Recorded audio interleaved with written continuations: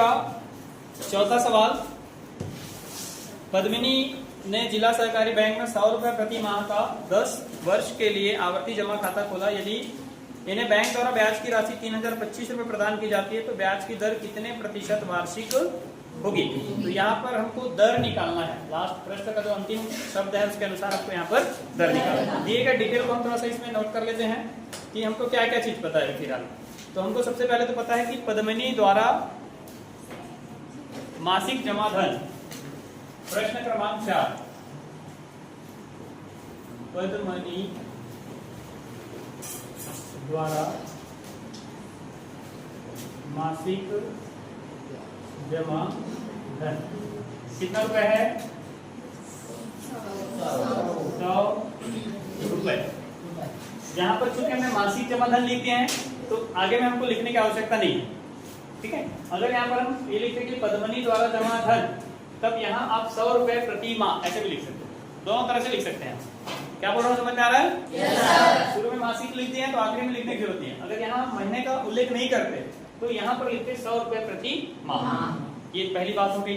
दूसरी बात, समय कितने समय के लिए जमा करती है? n बराबर है 10। लेकिन हमारे सूत्र में वर्ष लेना है कि महीना लेना है? हमको माह लेना है। तो 10 वर्ष में कितना माह होगा? 12 दहम 120। एक साल में 12 महीना, तो 10 साल में 120 महीना, तो 120 माह। आई बराबर कितना है? 3025 हमको दिया गया है। तो हमें यहाँ पर निकालना है दर। सूत्र आवर्ती जमा खाता में ब्याज बराबर सूत्र होता है B गुना गुना बटे 12 गुना 2। ब्याज को हम ऐसे प्रदर्शित करेंगे। अब इसमें हमें जो जो जानकारी पता है उन जानकारी को हम यहाँ पर पुटअप करते हैं, फिल करते हैं, रखते हैं। क्या हमें आवर्ती जमा खाता में ब्याज का मान पता है? बिल्कुल हमें पता है। ब्याज आई बराबर है 1025 बराबर। पी का मान हमें पता है क्या? बिल्कुल पी का मान हमें पता है, कितना है? 100। आर का मान यही हमको निकालना है, बटे 100 गुना एन का मान 120 धन 1 बटे 12 गुना 2। अब सबसे पहले हम यहाँ पर काटने के लिए जितने हमारे पास ऐसे अंक हैं जिसमें भाग जा सकता है उनको पहले काट देते हैं। शुरू करते हैं 100 से। ऊपर में 100 है, नीचे में भी 100 है, तो एक बार में कट जाएगा 100 एकम 100 कट गया। फिर ये 12 है, ये 120 है। 12 का पारा ऐसे पढ़ेंगे 120 से ज्यादा ना।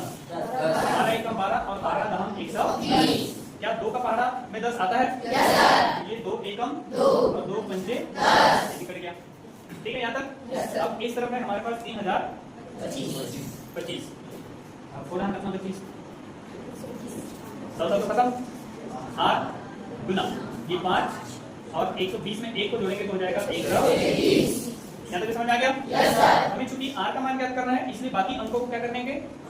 पक्षांतर। ये गुना में है, पक्षांतर करेंगे तो 3025 बटे 5 गुना 120 बराबर 8। अब 5 का पहाड़ा ऐसे पढ़ते हैं कि 3025 से ज्यादा ना, तो पढ़ देते हैं।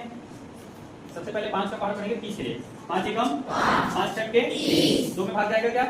2 को नीचे उतारेंगे, ऐसे भाग करते हैं वो। 3025 को हम 5 से भाग दे रहे हैं, ठीक। 5 छक्के 30, ये 0 0 करते हैं। एक बार में हम एक ही अंक को नीचे उतारते हैं। 5 शून्यम 0, फिर 2 और ये 5, तो 5 पंचे 25, मतलब 605 बार भाग जाएगा, ठीक है। 605। अब 121 है, ऊपर में 605 है। अगर आप लोगों को वर्ग याद होगा तो आप लोग 11 का वर्ग कितना होता है बता सकते हैं?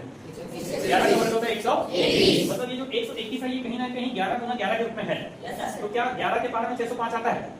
देख लेते हैं एक बार।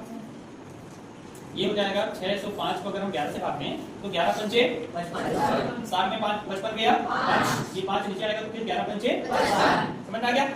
फिर ये 55 आ गया तो इसमें 11 का फिर भाग जा सकता है क्योंकि हमारे पास 2 11 है। कितना भाग जा सकता है? 11 एकम 11, 11 पंचे फिर से 55। सीधा लिख दूं, ये 11 11 कटेगा तो ये 5 बार हो जाएगा 605। तो यहाँ पर बचेगा सिर्फ 5 बराबर 8। ये देखने में तो अच्छा नहीं लग रहा है। या हम ऐसा लिखते हैं कि r बराबर 5%। ये हो गया हमारा आंसर। और अगर आप बहुत अच्छे से लिखना चाहते हैं तो लास्ट में एक लाइन में लिख देना कि अतः पद्मिनी द्वारा बैंक क्या प्रश्न था? बैंक द्वारा कितनी ब्याज की दर कितने प्रतिशत वार्षिक होगी। तो पद्मिनी का नाम उल्लेख नहीं करेंगे तो सीधा ये भी लिख सकते हैं कि अतः ब्याज की दर जो है 5% वार्षिक होगी। अतः ब्याज की दर 5% वार्षिक, ऐसे लिखना है। अतः ब्याज की दर 5% वार्षिक होगी। ठीक है। तो ये ऐसा सवाल था जिसमें हमको मूलधन पता था, समय पता था, ब्याज पता था। कल मैंने आप लोगों को 4 चीजों के बारे में बताया था। इस सूत्र में हमारे पास 4 लेटर हैं। एक तो है आई, पी, आर, एन। इन चारों में से हमको अगर किसी भी 3 का मान पता है तो हम चौथे का मान आसानी से निकाल सकते हैं। कुछ प्रश्न ऐसे मिलेंगे जिसमें आपको आई का मान पता होगा, पी का मान पता होगा, आर का मान पता होगा, और कितने समय में ऐसे करके पूछ दिया जाएगा तो एन का मान निकालना।